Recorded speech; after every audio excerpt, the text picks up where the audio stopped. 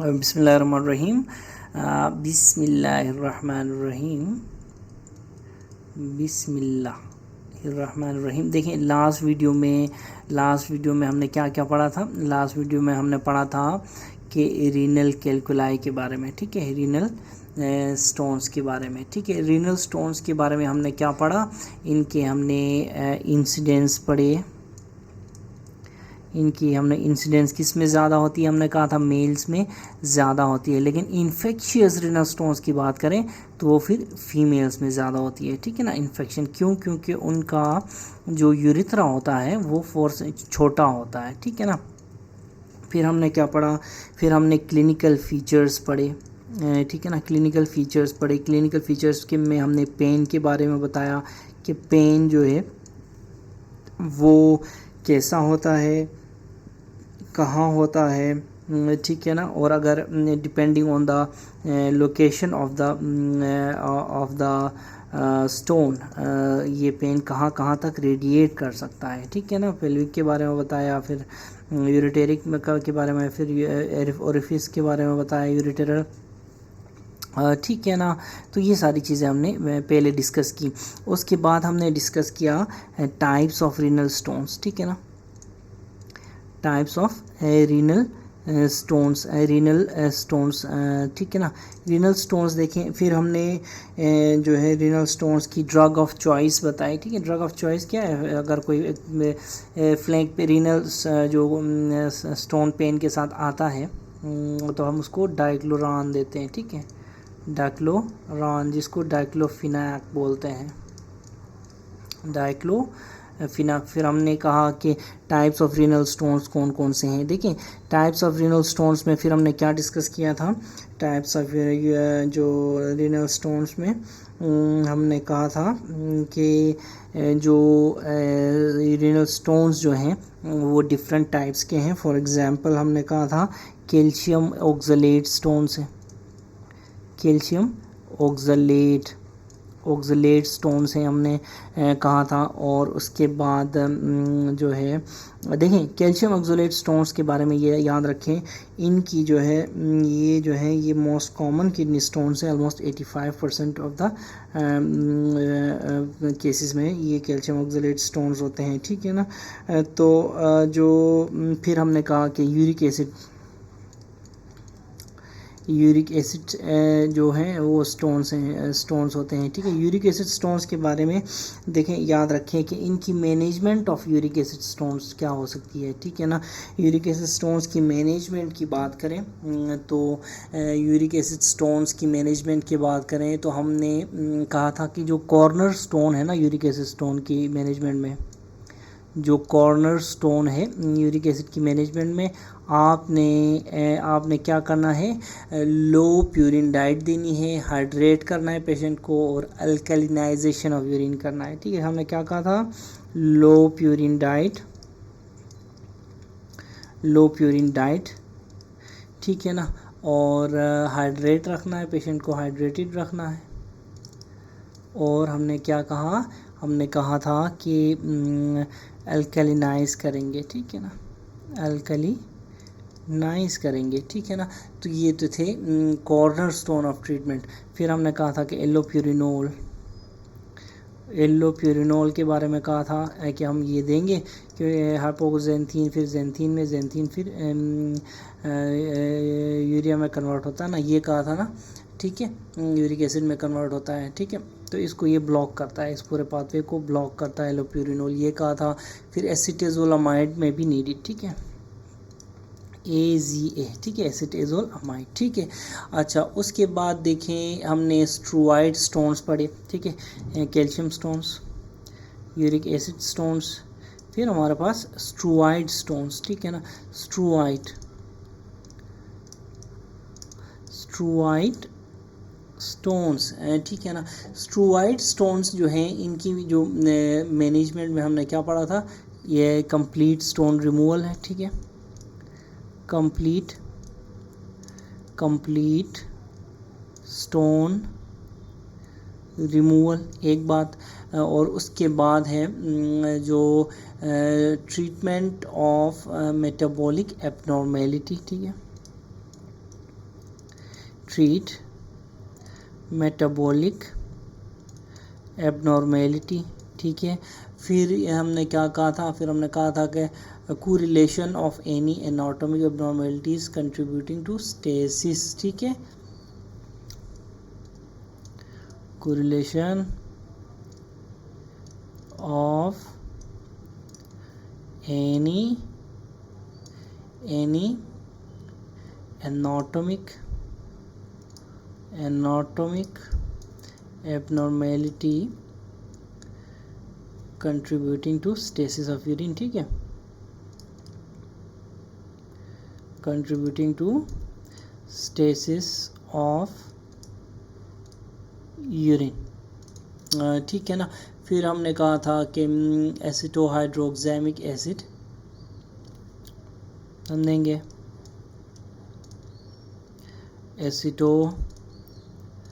हाइड्रोक्सामिक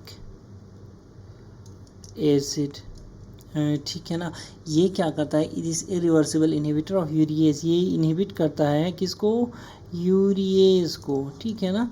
अच्छा ये हो गया। और उसके बाद देखें कि जो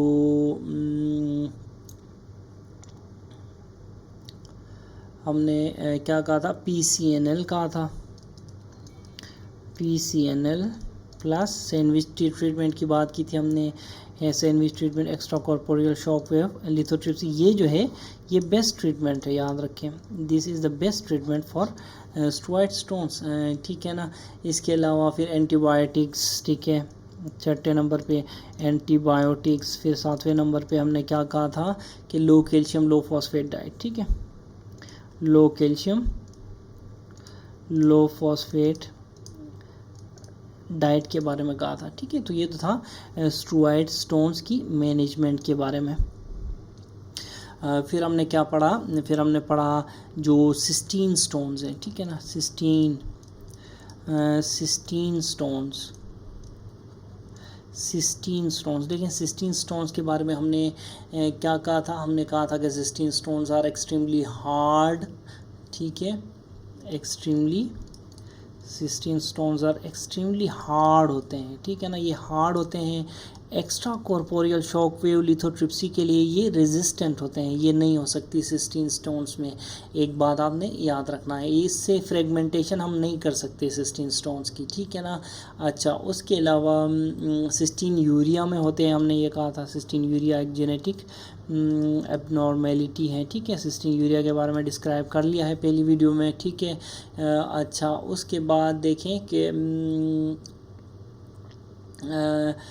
इनमें क्या हमने कहा था, बेंजीन रिंग टाइप इनका स्ट्रक्चर होता है, हेक्सागोनल, इसको आप याद रखें 16, तो इसमें 6 हेक्सागोनल आपको याद आएगा, ठीक है, बेंजीन शेप, ठीक है। अब देखें सिस्टीन स्टोन्स की मैनेजमेंट, सिस्टीन स्टोन्स की मैनेजमेंट के बारे में हम क्या कहेंगे कि सबसे पहली बात तो स्टोन रिमूवल है, ठीक है ना, स्टोन रिमूवल है सबसे पहली बात। नेक्स्ट बात, to lower cystine concentration in urine हम क्या करेंगे, अल्कलिनाइजेशन करेंगे और लो मिथियोनिन डाइट देंगे, ठीक है ना। अच्छा इसके अलावा फिर हमने क्या कहा था, सिस्टीन कम्प्लेक्सिंग एजेंट्स देंगे, ठीक है ना, ऐसी चीज़ें देंगे जो यूरिन में जाके सिस्टीन के साथ कम्प्लेक्स बनाए। तो सिस्टीन कम्प्लेक्सिंग एजेंट्स कौन कौन से होते हैं, सिस्टीन कम्प्लेक्सिंग एजेंट्स हमारे पास होते हैं डी पेनिसिल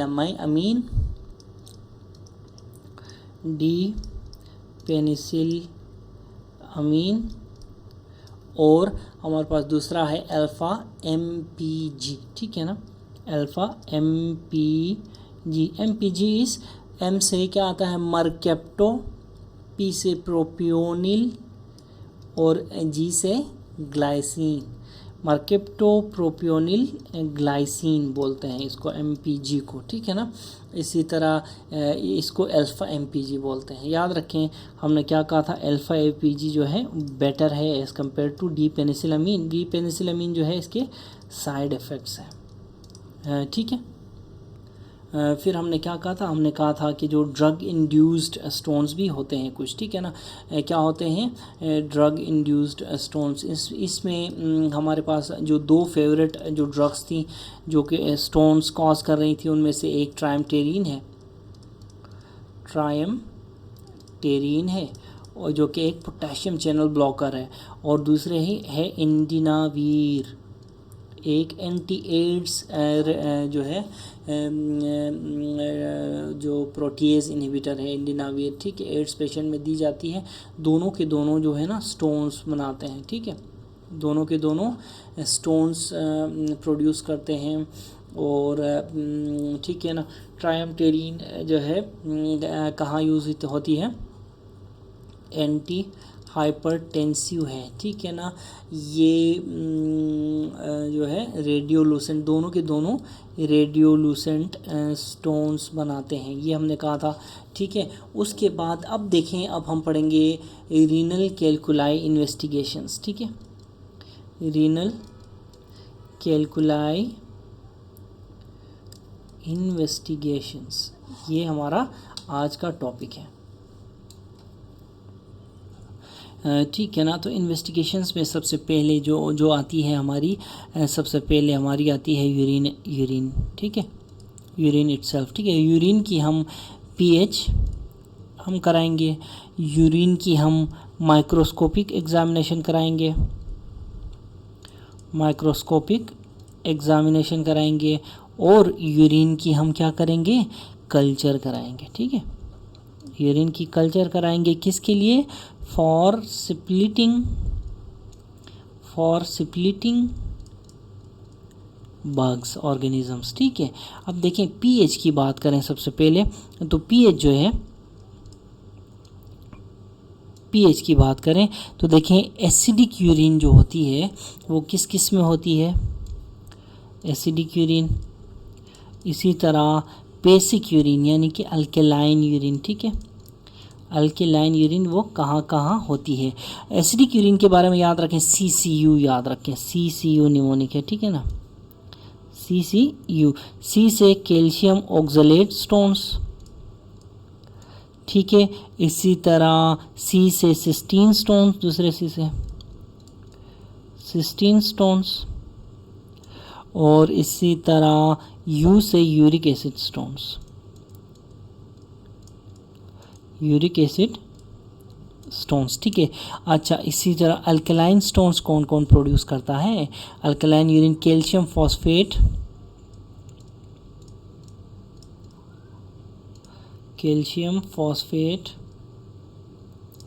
ठीक है। और ये देखें कैल्शियम ऑक्सलेट इधर है, कैल्शियम फॉस्फेट इधर है, ठीक है ना। इसी तरह स्ट्रोवाइड स्टोन्स, ठीक है, स्ट्रोवाइड स्टोन्स ये हो गए। अब देखें क्रिस्टल यूरिया हम कराएंगे, देखें टू डिटरमाइन द स्टोन की जो कंपोजिशन है, ठीक है। क्रिस्टल यूरिया, ठीक है। देखें क्रिस्टल यूरिया, ठीक है, to determine stone composition,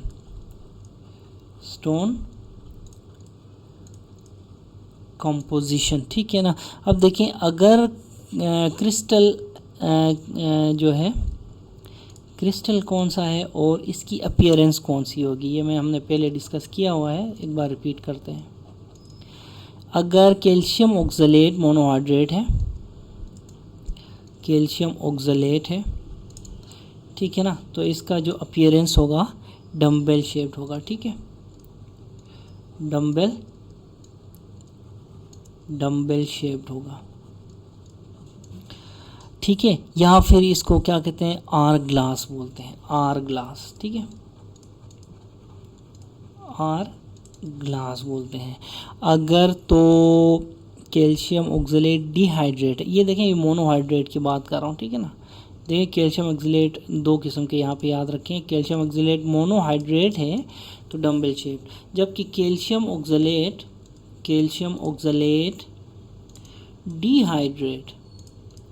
dehydrate है,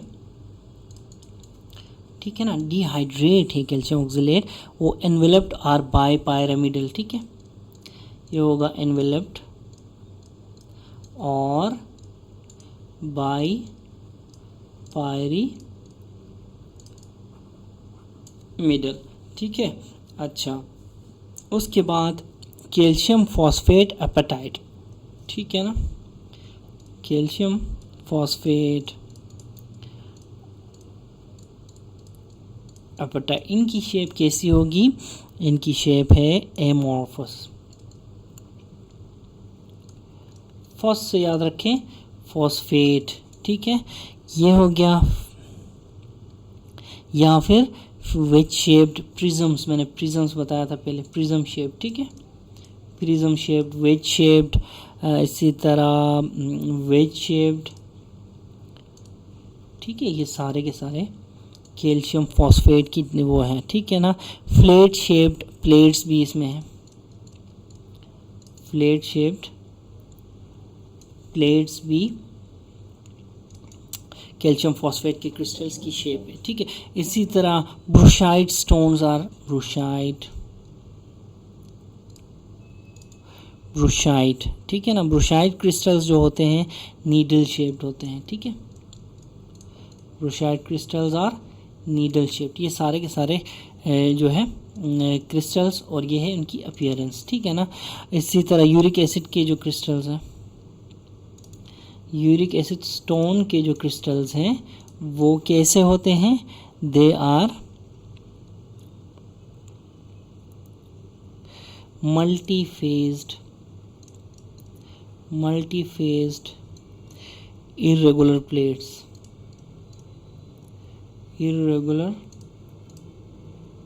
प्लेट्स होते हैं, ठीक है, या फिर रोजेट्स,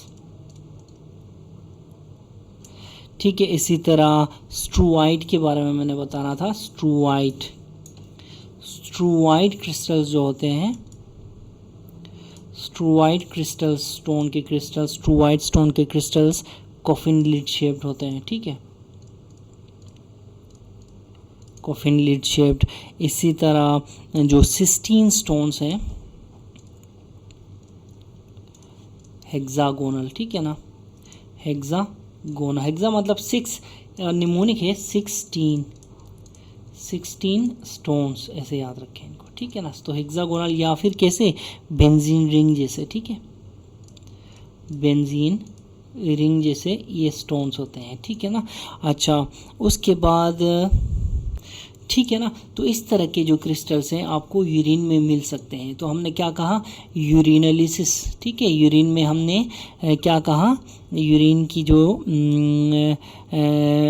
पीएच, यूरिन की माइक्रोस्कोपी, यूरिन की क्या क्रिस्टल यूरिया, मतलब यूरिन में किस तरह के क्रिस्टल्स आ रहे हैं इसके देखने को क्रिस्टल यूरिया, और उसके बाद यूरिन का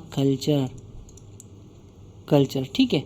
तो ये 4 चीज़ें यूरिन में हो गई, ठीक है। अब नेक्स्ट है हमारे पास क्या है, नंबर बी, हम क्या कर रहे हैं इस वक्त, इन्वेस्टिगेशंस कर रहे हैं, ठीक है ना, हम क्या कर रहे हैं, इन्वेस्टिगेशंस, रीनल कैलकुलाई इन्वेस्टिगेशंस कर रहे हैं। तो ए में हमने देखा यूरिन के बारे में, अब जो बी है इसको ए कर लें, ठीक है ना। बी में हम क्या देखते हैं, रेडियोग्राफिक इन्वेस्टिगेशन, ठीक है ना, बी में रेडियोग्राफिक इन्वेस्टिगेशंस करेंगे। रेडियोग्राफिक इन्वेस्टिगेशंस कौन कौन से, एक्सरे के यूवी करेंगे, ठीक है ना। एक्सरे के यूवी में याद रखें 90% of the stones are radiopaque, ठीक है ना। इसी तरह रेडियोलुसेंट स्टोन्स कौन कौन से होंगे, रेडियोलुसेंट स्टोन्स की निमोनिक मैंने बताया था टिक्सू, ठीक है। टी से हमारे पास ट्राइमटेरिन है, ड्रग इंड्यूस्ड स्टोन, ट्राइमटेरिन। आई से हमारे पास क्या है, इंडिनावीर, X से हमारे पास ज़ैंथीन स्टोन्स, और U से हमारे पास क्या है, uric acid stones, uric acid stones, ठीक है ना। तो ये जो है ये रेडियोलॉजी में हमें ये चीज़ें नज़र आ भी सकती हैं, नज़र नहीं भी आ सकती हैं, ठीक है ना। तो रेडियोग्राफिक इन्वेस्टिगेशन में सबसे पहले एक्सरे क्यूबी, दूसरे नंबर पे हमारे पास क्या है, दूसरे नंबर पे हमारे पास क्या है, दूसरे नंबर पे है हमारे पास अल्ट्रासोनोग्राफी, इधर लिखते हैं अल्ट्रासोनोग्राफी, ठीक है, अल्ट्रासाउंड एब्डोमेन, ठीक है ना, या फिर अल्ट्रासाउंड एब्डोमेन या केयूबी, अल्ट्रासाउंड केयूबी स्क्रीनिंग टूल है ये, ठीक है ना। ये हमें शो हाइड्रोनेफ्रोसिस भी बताएगा और ये हमें स्टोन के बारे में भी बताएगा, ठीक है ना। दोनों के दोनों हमें मालूम पड़ेंगे, ठीक है। अच्छा, उसके बाद हमारे पास है IVP, intravenous pyelogram. Intravenous pyelogram जो है, ठीक है ना, इंट्रावेनस पाइलोग्राम की देखें, इसकी वैसे अभी ये करते नहीं है, ठीक है ना। अर्ली फिल्म्स होती हैं इसकी, अर्ली फिल्म्स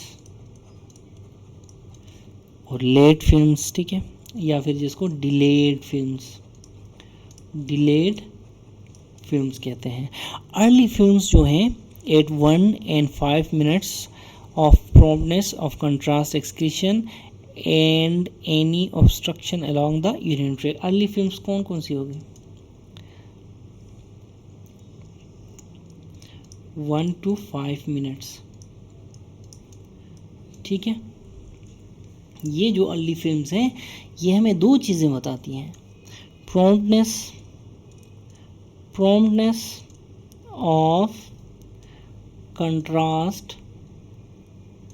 कंट्रास्ट एक्सक्रीशन, ठीक है ना, और हमें बताती हैं कि कोई ऑब्स्ट्रक्शन तो नहीं है, ऑब्स्ट्रक्शन, ऑब्स्ट्रक्शन तो नहीं है अलोंग यूरिनरी ट्रैक्ट, ठीक है ना। अच्छा, जो डिलेड फिल्म्स है, this delayed film it identifies क्या, delayed film identifies, delayed film identifies, identifies cause of delayed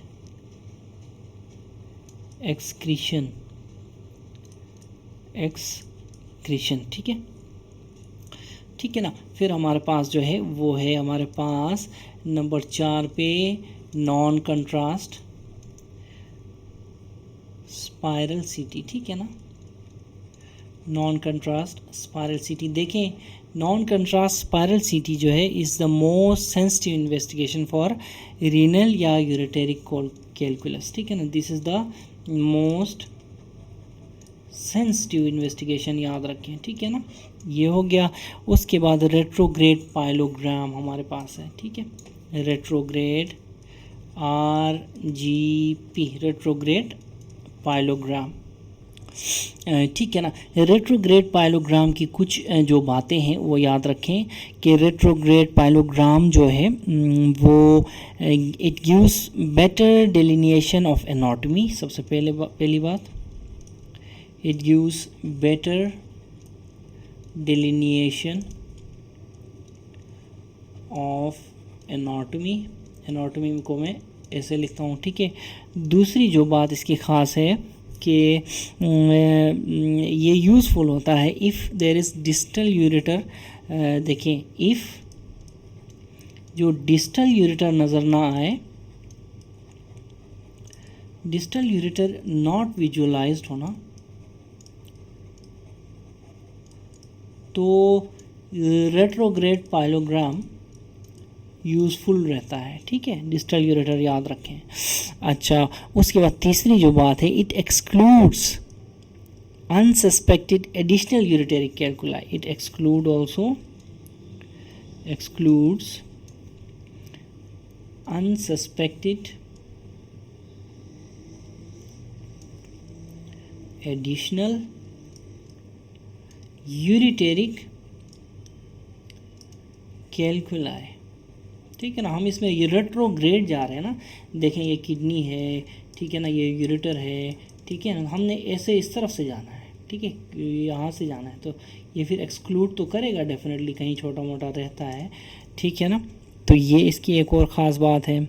and जो है इसकी जो असेसमेंट ऑफ को एग्जिस्टेंट यूरेटेरिक डिजीज़ भी, फॉर एग्जांपल जो असेस करता है, अगर को एग्जिस्टेंट स्टोन्स तो हैं ही, लेकिन को एग्जिस्टेंट कोई डिजीज़ है, फॉर एग्जांपल यूरेटेरिक स्ट्रिक्चर्स हैं, यूरेटेरिक स्ट्रिक्चर्स हैं, उनको भी ये क्या करता है, उनको भी ये असेस करता है, ठीक है ना। अच्छा, तो हो सकता है आरजीबी, देखें ये स्ट्रक्चर जो है ये कॉम्प्लिकेट कर सकती है बाद में किसको, सर्जिकल प्रोसेस को, ठीक है ना, कॉम्प्लिकेट कर सकती है। तो ऐसे केसेस में ये पहले ही बता देता है आरजीपी रेट्रोग्रेड पाइलोग्राम के भाई इस जगह में स्ट्रक्चर है, फॉर एग्जांपल यहाँ पे तो स्ट्रक्चर है, ख्याल रखना, ठीक है। तो ये एक इसकी बात हो गई। इसी तरह जो नेक्स्ट जो टेस्ट है इसमें हम करते हैं, नेक्स्ट जो टेस्ट है इसमें हम करते हैं रेडियो न्यूक्लियाइड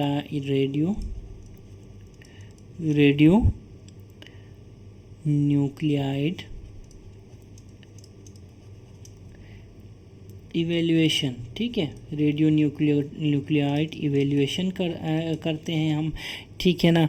इसमें देखें क्या क्या है, इसमें DMSA है और DTPA है, ठीक है, दोनों स्कैन्स हैं। DMSA स्कैन क्या क्या क्या है, ये डाई मर्केप्टोसक्सीनिक एसिड, इसको क्या बोलते हैं, डाई मर्केप्टोसक्सीनिक एसिड, ऐसे एसिड, ठीक है। और जबकि ये क्या है, ये है डाई इथाइलिन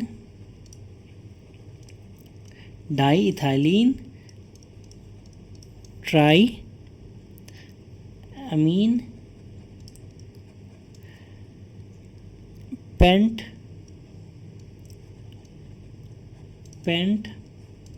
एसिटिक एसिड, ठीक है, पेंट एसिटिक एसिड, या फिर इधर पेंट एसिटिक लिख दो, इसको खाली एसिड लिख दो, ठीक है। तो ये दो चीज़ें रेडियो न्यूक्लियाइड इवेल्युएशन में, ये जो है रीनल मॉर्फोलॉजी के लिए, ठीक है। जबकि ये जो है टू असेस परफ्यूजन, ठीक है ना। एंड परफ्यूजन के अलावा टू असेस फंक्शन, ठीक है, एक दो चीज़ें हो गई यहाँ पे, to assess perfusion, to assess function, effective renal plasma flow, ठीक है ना। If perfusion means effective renal plasma flow, और फंक्शन के मतलब टोटल एंड डिफरेंशियल GFR, ठीक है ना, GFR जो कि टोटल GFR डिफरेंशियल GFR होगा, ठीक है, डिफरेंशियल GFR होगा, ठीक है ना। अच्छा, जो DTPA है ना, DTPA it is less effective than MAC3 for decreased renal function, less effective than MAC3 किस केस में, for decreased renal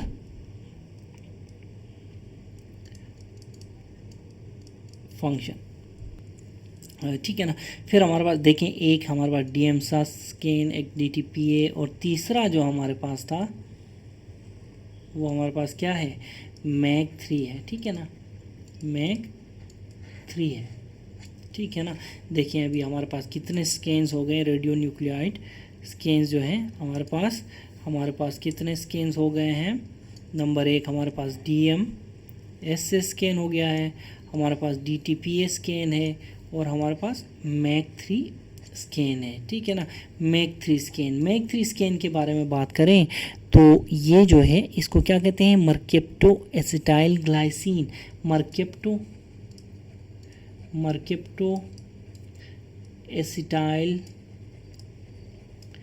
glycine, mercapto acetyl glycine 3, ठीक है ना। ये याद रखें, this is best for renal perfusion, ठीक है, it is best for renal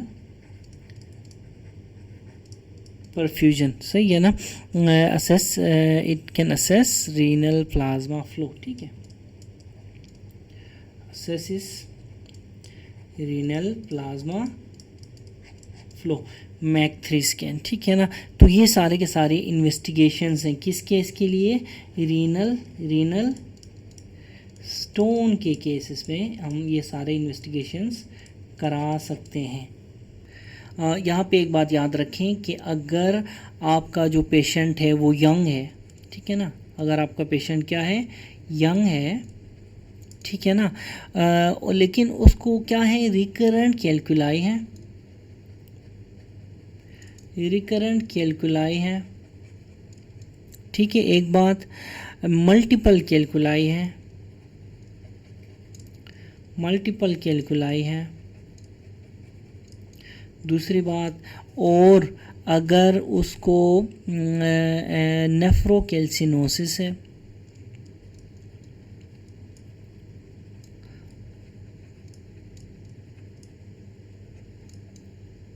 और अगर उसको स्ट्रूवाइड स्टोन्स हैं,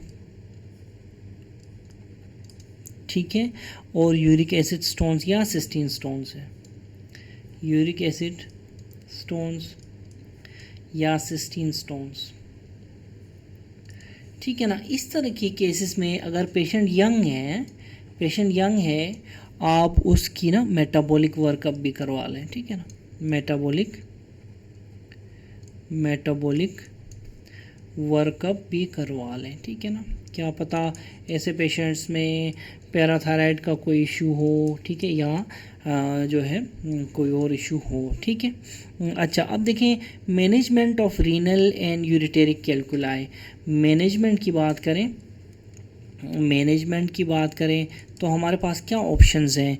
देखें, मैनेजमेंट की बात करें तो सबसे पहले तो कंजर्वेटिव, ठीक है, सबसे पहले क्या है, कंजर्वेटिव मैनेजमेंट की इंडिकेशंस क्या है, इंडिकेशंस ऑफ कंजर्वेटिव में, what are the indications of conservative management, कोई पूछे आप क्या कहेंगे, ये वो कंडीशंस हैं जिसमें फीचर्स आते हैं, फीचर्स ऑफ पासिंग, ठीक है, स्टोन स्पॉन्टेनियसली, पासिंग स्टोन अगर तो आप सोच रहे हैं कि वो पेशेंट स्पॉन्टेनियसली थ्रू जो है यूरेटर और ये यूरिनरी ट्रैक वो स्टोन पास कर देगा, तो आप उसको कंजर्वेटिव मैनेजमेंट पे रखें, ठीक है। और ये कौन कौन सी कंडीशंस होती हैं, ठीक है, ये है सिंगल स्टोन, अगर सिंगल स्टोन है और वो भी लेस देन और इक्वल टू 5 मिलीमीटर का स्टोन है, ठीक है, तो ये कंजर्वेटिव पे जाएगा, ठीक है। अच्छा, उसके बाद नेक्स्ट जो है कैंडिडेट कंजर्वेटिव का, ऐसा कैंडिडेट जिसका stone lower third of ureter में है, ठीक है ना, stone in lower third of ureter, ठीक है। उसके बाद क्या है, यूरेटर इज अनडायलेटेड, यूरेटर नॉर्मल है, यानी कि, ठीक है, एबनॉर्मल नहीं, यूरेटर नॉर्मल है, ठीक है, यानी कि अनडायलेटेड है, ये भी एक जो है कंजर्वेटिव मैनेजमेंट की इंडिकेशन है, ठीक है ना। इसी तरह evidence of downward movement,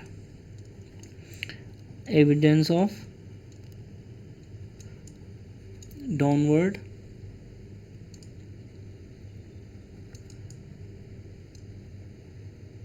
movement, ठीक है। तो ये जो है ये सारे के सारे कंजर्वेटिव मैनेजमेंट में आते हैं, ठीक है ना। उसके बाद नेक्स्ट स्टेप क्या होगा, सर्जिकल इंटरवेंशन। बी क्या होगा हमारे पास, बी हमारे पास होगा सर्जिकल इंटरवेंशन, ठीक है ना। तो हम सर्जरी इंटरवीन कब करेंगे सर्जन्स, ठीक है, सर्जिकल इंटरवेंशन, ठीक है ना। सर्जिकल इंटरवेंशंस हमारे पास क्या क्या है वैसे, नंबर 1 पे हमारे पास है extra corporeal shock wave therapy, ठीक है। नंबर 2 पे हमारे पास है क्या है, हमारे पास नंबर 2 पे हमारे पास है PCNL, परक्यूटेनियस नेफ्रोलिथोटमी, ठीक है। इसी तरह नंबर 3 पे हमारे पास है URS, नंबर 3 पे हमारे पास यूरिटेरोस्को, इसको कहते हैं URS, यूरिटेरोस्कोपी, ठीक है, यूरिटेरोस्कोपी। हम इनके बारे में सारी डिटेल पढ़ेंगे आगे, ठीक है। Extra corporeal shock wave therapy क्या होती है, PCNL क्या होता है, यूरिटेरोस्कोपी क्या होती है, ठीक है। इसी तरह नंबर 4 पे हमारे पास है क्या है हमारे पास, लेप्रोस्कोपिक स्टोन सर्जरी, ठीक है। और नंबर 5 पे हमारे पास है OSS, ठीक है, OSS जो है लीस्ट कॉमन ट्रीटमेंट मॉडलिटी है, ठीक है। OSS is least common, it's not that important, nobody will ask you, least common treatment modality है, ठीक है। तो ये हमारे पास सर्जिकल इंटरवेंशंस हैं, ठीक है ना। अगर तो पेशेंट याद रखें इस इंडिकेशन में फॉल नहीं करता, ठीक है ना, तो वो ऑटोमेटिकली कहाँ जाता है, सर्जिकल इंटरवेंशन की तरफ जाता है, ठीक है ना। अब indications of open stone surgery क्या क्या है, ठीक है ना। इंडिकेशंस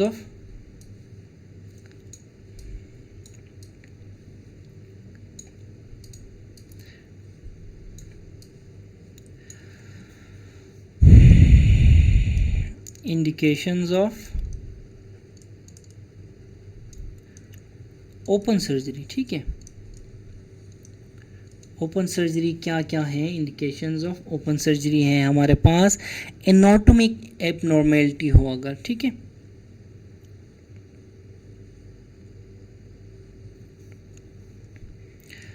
एनाटॉमिक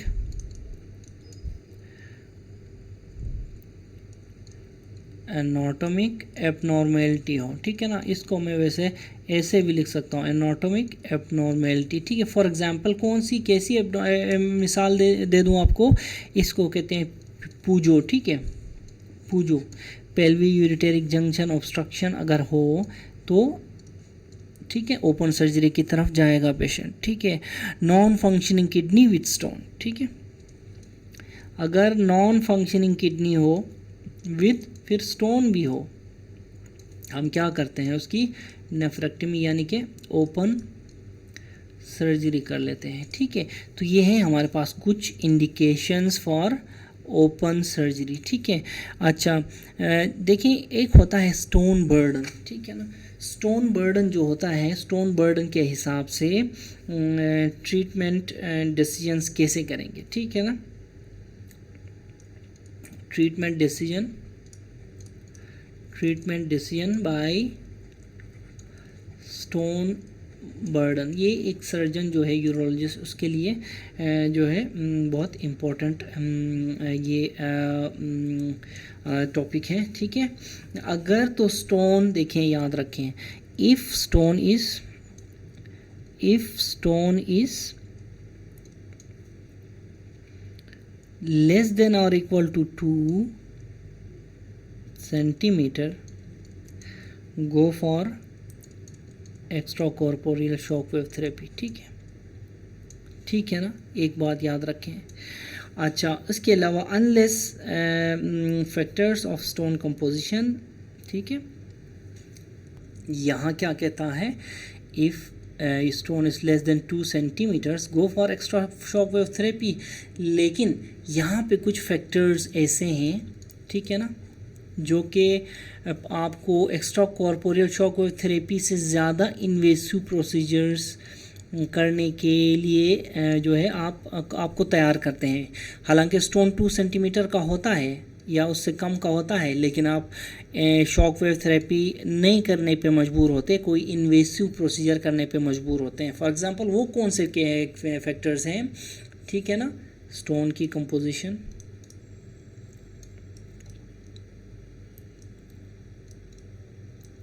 स्टोन कंपोजिशन एक बात, ठीक है ना।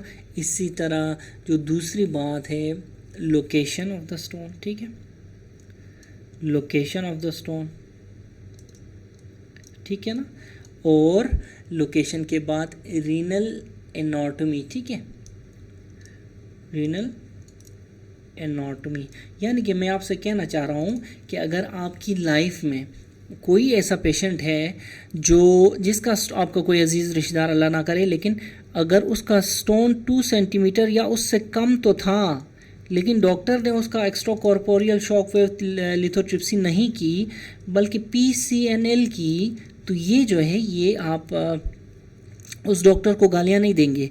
हो सकता है उसमें ये चीज़ें हों, ये फैक्टर्स हों उस पेशेंट में, आपने ये भी देखना है। स्टोन की कंपोजिशन के बेस पे, लोकेशन की बेस पे, लोकेशन ऑफ द स्टोन की बेस पे, और रीनल जो एनाटॉमी है इसकी बेस पे वी कैन जो है go for more invasive modalities. For example कौन कौन सी, PCNL या URS, ठीक है, यूरेटेरोस्कोपी, ठीक है ना। इसी तरह एक पॉइंट ये हो गया। दूसरा पॉइंट ये है, दूसरा पॉइंट क्या है कि स्टोन ग्रेटर देन 2 सेंटीमीटर हो, ठीक है। देखें स्टोन ग्रेटर देन 2 सेंटीमीटर हो, ये तो फिर PCNL बनता ही बनता है ना, ठीक है, परक्यूटेनियस नेफ्रोलिथोटमी, ठीक है, ये जो है बनता ही बनता है, ठीक है। स्टोन लेस देन 2 सेंटीमीटर पे भी इन फैक्टर्स की मौजूदगी में, इन 3 फैक्टर्स की मौजूदगी में हम परक्यूटेनियस लिथोटमी कर सकता है कोई भी सर्जन, याद रखें, ठीक है ना। फिर स्टोन ग्रेटर देन 2 सेंटीमीटर है वो तो फिर बनती ही बनती है PCNL, ठीक है। इसी तरह स्ट्रेग होर्न कैलकुलाई, ठीक है, स्टेग हॉर्न, ठीक है। स्टेग हॉर्न क्या होता है ये मैंने पहली वीडियो में आपको बताया हुआ है, ठीक है। स्टेग हॉर्न कैलकुलाई में आप PCNL कर सकते हैं, PCNL प्लस एक्स्ट्रा कॉर्पोरियल करेंगे, ठीक है ना। स्टेग हॉर्न कैलकुलाई में आप सैंडविच टेक्निक बोलते हैं इसको, ये ट्रीटमेंट ऑफ चॉइस है, ये ट्रीटमेंट ऑफ चॉइस है, PCNL plus extra corporeal shock wave lithotripsy. जैसा कि सेफ मेरा एक दोस्त है उसकी अभी हुई है, लेकिन उसकी extra corporeal shock wave therapy हुई है कि नहीं ये हमने देखना है, ठीक है। अच्छा ये हो गया। उसके अलावा देखें कि इनिशियल अप्रोच याद रखें, इसमें क्या होती है इनिशियल अप्रोच, इनिशियल जो अप्रोच है, इनिशियल अप्रोच वो PCNL होती है, ठीक है, PCNL, ठीक है ना, फॉलोड बाय ESWL, ठीक है, this is followed by ESWL, ठीक है ना। अच्छा ये जो इस ESWL है ये इसलिए करते हैं ताकि हम जो है रिपीट PCNL ना कर सकें, ठीक है ना, इसलिए हम ESWL करते हैं।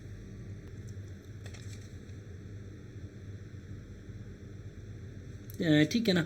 अब हम प्रोसीजर्स पढ़ेंगे। देखिए प्रोसीजर्स में हम PCNL पढ़ेंगे, extra corporeal shock wave lithotripsy के बारे में पढ़ेंगे, ठीक है। अब देखें जो extra corporeal shock wave lithotripsy है, ठीक है ना, हम क्या पढ़ रहे हैं, extracorporeal shock wave lithotripsy. हम इसके बारे में पढ़ेंगे कि ये होती क्या है, ठीक है, ठीक है ना। अब देखें इसमें जो एक्स्ट्रा कॉर्पोरियल वर्ड है, ठीक है ना, एक्स्ट्रा कॉर्पोरियल देखें एक्स्ट्रा मतलब आउटसाइड, ठीक है ना। और कॉर्पोरियल मतलब बॉडी, कॉर्पस नहीं होता, कॉर्पोरियल कॉर्पस, ठीक है। ठीक है ना। तो एक्स्ट्रा कॉर्पोरियल का क्या मतलब होगा? एक्स्ट्रा कॉर्पोरियल का मतलब ये है कि ये जो शॉक वेव्स हैं ये बॉडी के बाहर बनाई जाती हैं, ठीक है ना, बॉडी के बाहर बनाई जाती हैं और फिर इनको फोकस किया जाता है, इनको फिर फोकस किया जाता है टूवर्ड्स द बॉडी, यानी इनसाइड द बॉडी इनको फोकस किया जाता है। इसको कहते हैं extracorporeal shock wave lithotripsy. Lithotripsy का मतलब फिर स्टोन को ब्रेक डाउन करने को क्या कहते हैं?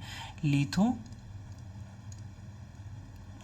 ठीक है। तो इसको कहते हैं extracorporeal shock wave lithotripsy, ठीक है ना। अब इसमें क्या होता है, इसमें देखें एक टेबल पे ये ऐसे ही करके टेबल पे पेशेंट को लिटाया जाता है, ठीक है ना, पेशेंट को लिटाया जाता है, ठीक है। पेशेंट की ये टांगे, ये हाथ, ठीक है ना। अब मशीन जो होती है वो ऐसे टेबल के साथ अटैच्ड मशीन होती है, जैसे ऑपरेशन टेबल की लाइट्स नहीं होती, ऐसे मशीन होती है, ठीक है ना। इस मशीन में हम शॉक वेव्स प्रोड्यूस करते हैं, शॉक वेव्स, ठीक है ना, शॉक वेव्स SW कर दो यार, प्रोड्यूस करते हैं। उसके बाद फिर इनको क्या करते हैं हम, इनको फिर ठीक है, इन शॉक वेव्स को फिर हम फोकस करते हैं पेशेंट की बॉडी के अंदर, किडनी के अंदर हम फोकस करते हैं इन शॉक वेव्स के ऐसे, ठीक है, ऐसे करके यहाँ पे किडनी है फॉर एग्जांपल, तो इसको हम यहाँ पे शॉक वेव्स डालते हैं, ठीक है ना। अब होता क्या है, देखें यहाँ पे फॉर एग्जांपल ये किडनी है, ठीक है ना, यहाँ पे स्टोन लाई कर रहा है, ठीक है ना, स्टोन लाई कर रहा है, ठीक है। अब इसको जो इसको आप देखें, इस मशीन को हम क्या कहते हैं? शॉक वेव लिथोट्रिप्टर, ठीक है ना। अब ये बीम ऑफ वेव्स यहाँ पे थ्रो करता है। देखें जब भी बीम लगती है ना, ये बीम किडनी पे लगती है, तो देखें यहाँ पे पहले सॉफ्ट टिश्यू आ जाता है किडनी का, ठीक है ना, किडनी का क्या आ जाता है? किडनी का सॉफ्ट टिश्यू, फिर स्टोन आ जाता है। Stone is not a soft tissue, ठीक है, ठीक है। अब यहाँ पे जैसे ही बीम आती है तो सॉफ्ट टिश्यू और जो स्टोन है इसमें क्या होती है? चेंज ऑफ डेंसिटी आ जाती है, ठीक है ना, चेंज ऑफ डेंसिटी आ जाती है, ठीक है ना। जो सॉफ्ट टिश्यू है वो लेस डेंस है और स्टोन है वो हायर डेंसिटी का है, ठीक है ना। अब जब चेंज ऑफ डेंसिटी होती है ना, चेंज ऑफ डेंसिटी होती है तो जो एनर्जी होती है वो रिलीज हो जाती है on the surface of stone, ठीक है, on the surface of stone, ठीक है। देखिए ये यहाँ से बीम आ गई, सॉफ्ट टिश्यू आ गया, फिर सॉफ्ट टिश्यू के बाद क्या आ गया? हार्ड टिश्यू आ गया, ठीक है ना। हार्ड टिश्यू जब आता है तो यहाँ पे जब चेंज ऑफ डेंसिटी होती है तो यहाँ पे एनर्जी रिलीज हो जाती है on the surface of stone, ठीक है, ठीक है ना। तो जब भी फिर सरफेस पे एनर्जी लगती है स्टोन के तो इसको हम क्या कहते हैं? Shock wave. जब एनर्जी लगती है स्टोन के ऊपर तो उसमें क्रैकिंग आ जाती है स्टोन के ऊपर, क्रैकिंग, ठीक है। अब ये देखें ऐसे स्टोन है, इस पे शॉक वेव आके लग गई, फॉर एग्जांपल लग गई, तो इसमें क्रैक्स पड़ जाते हैं। इसको क्या कहते हैं हम? शॉक वेव इंड्यूस्ड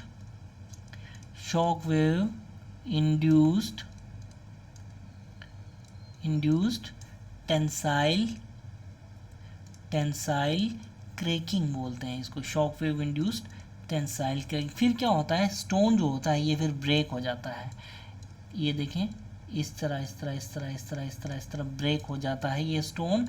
इस प्रोसेस, इसको हम क्या कहते हैं? ठीक है ना, इसको हम क्या कहते हैं? इरोजन एंड शेटरिंग बोलते हैं, ठीक है ना। इसको क्या बोलते हैं हम? Erosion and shattering.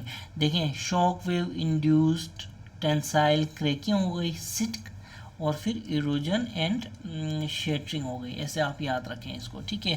पहले देखें सॉफ्ट टिश्यू पे बीम लगी, सॉफ्ट टिश्यू से जब ये अल्टरनेट चेंज हो रहा है डेंसिटी तो फिर जो स्टोन स्टार्ट हो रहा है, ठीक है, अब स्टोन स्टार्ट हो रहा है तो डेंसिटी चेंज हो रही है, तो एनर्जी इम्पैक्ट हो जाती है, ठीक है, एनर्जी लग जाती है on the surface of the stone. इससे क्या होता है, स्टोन में क्रैकिंग आ जाएगी। इस क्रैकिंग को shock wave induced tensile cracking बोलते हैं। फिर क्या होता है, स्टोन पीसेस में डिवाइड हो जाता है, इसको हम कहते हैं इरोजन एंड शेटरिंग बोलते हैं, ठीक है। ठीक है ना। तो फिर क्या होता है, फिर ये छोटे छोटे स्टोन्स जो होते हैं वाया पेल्विस, फिर यूरेटर, फिर और ब्लैडर, और फिर यूरिन में नीचे आके एक्सक्रीट हो जाते हैं, ठीक है, फिर यूरिन में आके एक्सक्रीट हो जाते हैं, ठीक है ना। तो इसको फिर हम देखें, यहाँ पे हम क्या करते हैं, ये जो लिथोट्रिप्टर यूज़ करते हैं ना, जो शॉक वेव्स जनरेट करता है, ठीक है ना, जो शॉक वेव्स जनरेट करता है, इसको हम क्या कहते हैं, इसको हम कहते हैं डॉर्नियर अनमोडिफाइड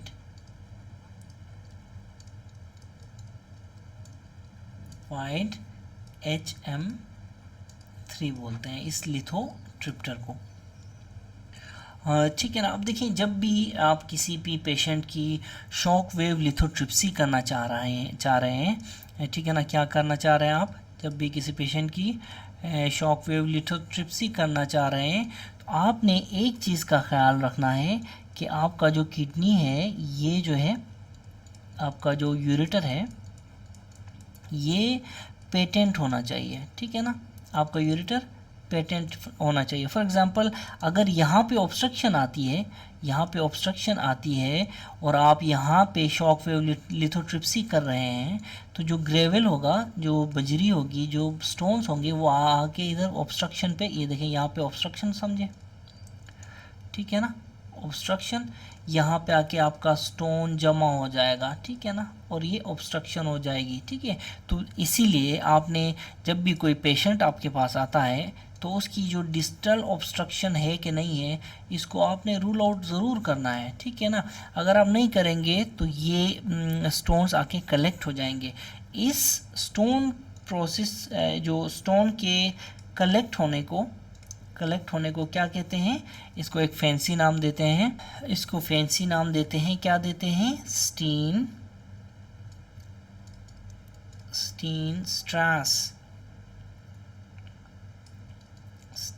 स्ट्रास, या फिर इसको क्या कहते हैं, स्ट्रीट ऑफ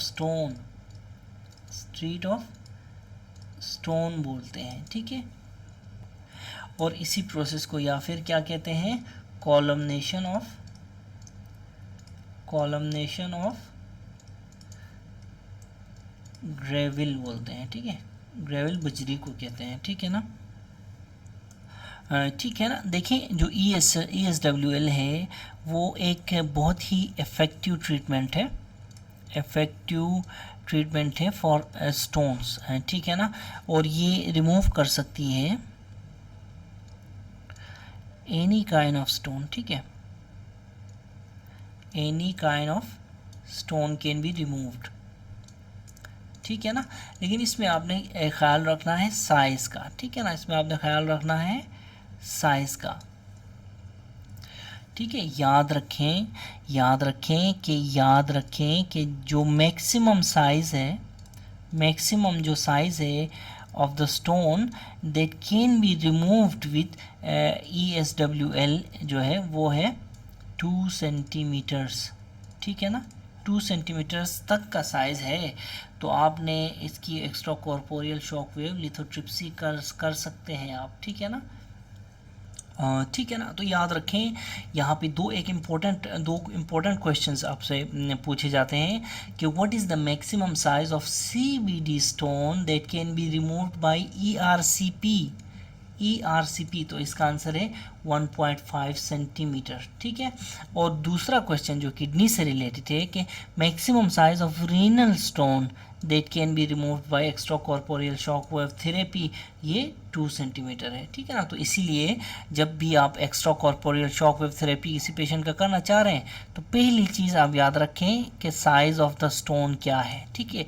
इसमें दूसरी चीज़ भी है कि स्टोन हार्ड कितना है, ठीक है, हार्ड स्टोन, ठीक है, हार्ड स्टोन ठीक है ना। तो हार्ड स्टोन्स जो हैं वो extra corporeal shock wave lithotripsy से ये जो है नहीं टूटेंगे, ठीक है। फॉर एग्जांपल हार्ड स्टोन्स कौन कौन से हैं, सिस्टीन स्टोन्स हो गए, इसी तरह ब्रूशाइट स्टोन्स हो गए, इसी तरह हाइड्रोक्सीएपेटाइट स्टोन्स हो गए, इसी तरह कैल्शियम ऑक्सलेट मोनोहाइड्रेट, याद रखिए मोनो या इंपॉर्टेंट है, मोनोहाइड्रेट हो गए।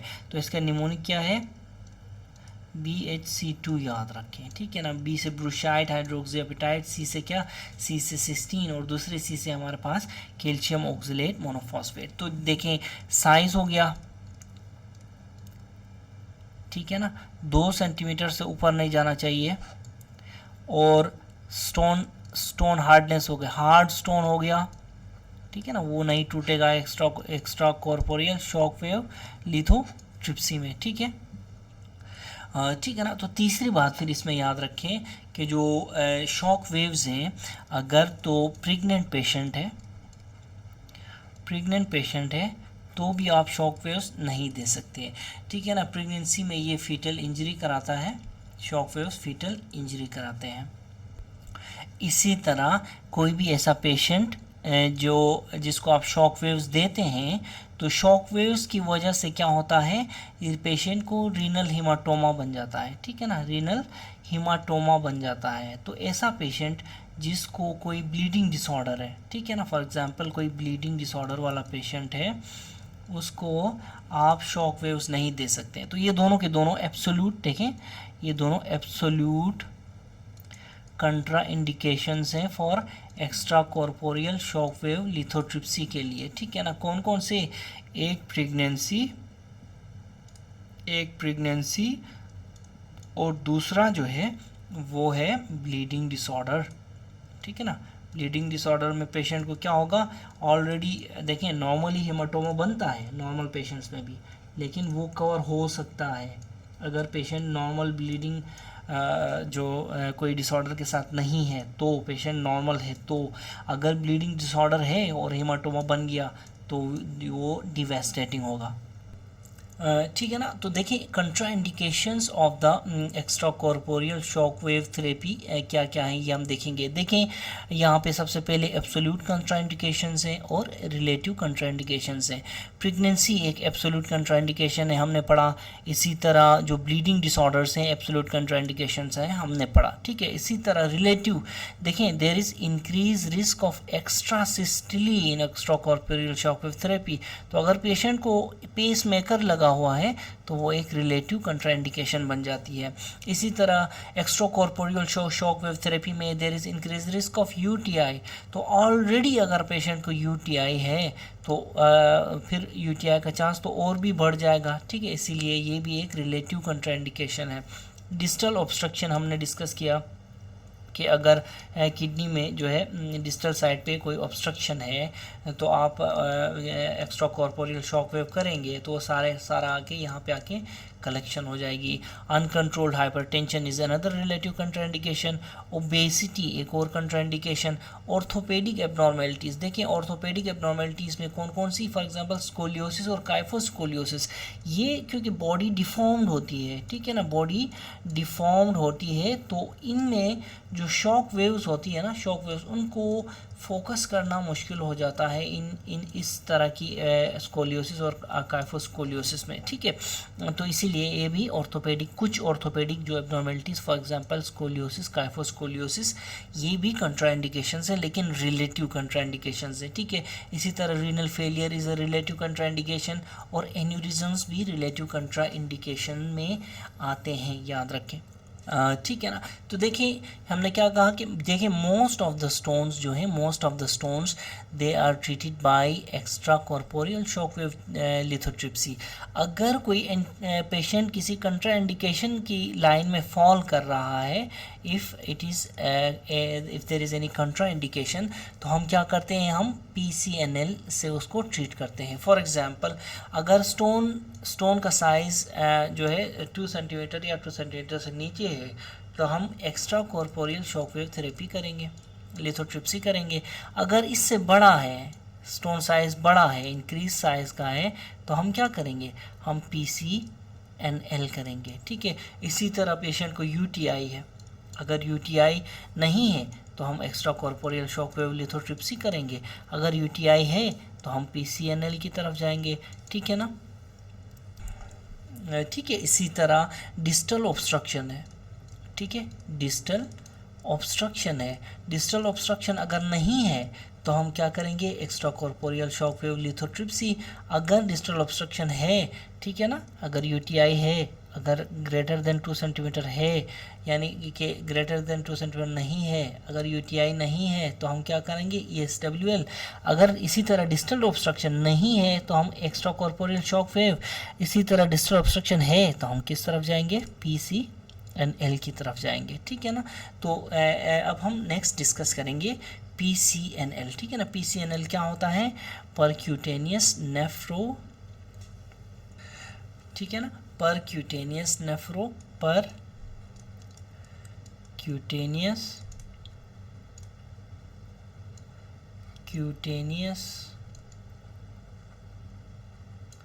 नेफ्रो लिथोटमी, ठीक है, नेफ्रोलिथोटमी, इसको क्या कहते हैं हम, PCNL। अब हम पढ़ेंगे PCNL डिटेल के साथ।